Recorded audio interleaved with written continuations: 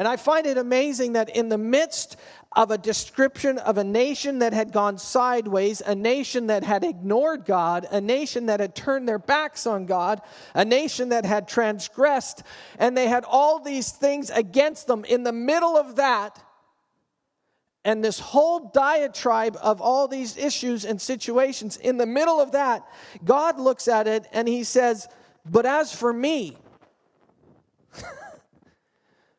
God says, you've all done that, but as for me,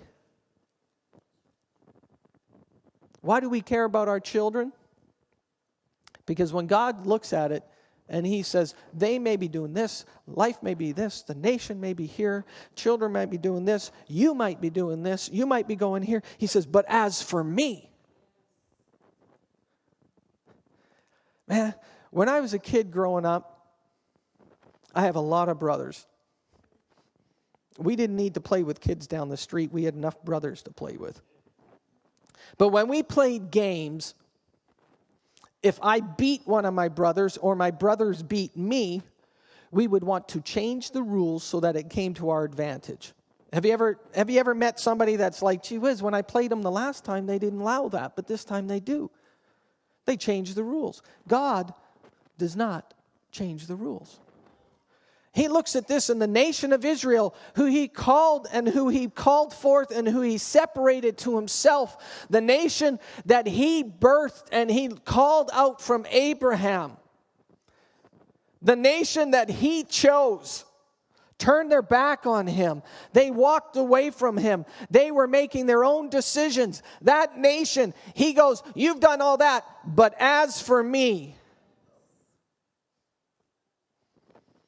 and I have an amazing appreciation for God. Because it's like, whenever we make a mistake, it's like God is still there. Whenever I do something silly, whenever I do something that defies common sense, and I do that on a regular basis, whenever I do things that just don't make sense, it's like I've gone and I turned and I walked around, and God is still there. He doesn't give up. He says, as for me, in the middle of all these things, God says, listen guys, as for me, this is my covenant. Man, God's got a covenant. He doesn't have an agreement.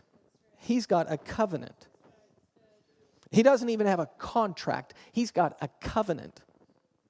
Covenant is stronger than contract. A contract is derived out of a covenant.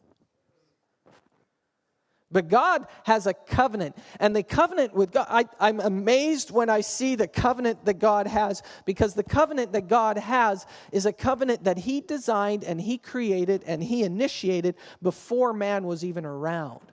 He didn't go to Abraham and said, Abraham, let's go to Timmy's and let's have a conversation because I've got some ideas that I'd like to throw your way. And maybe we can negotiate.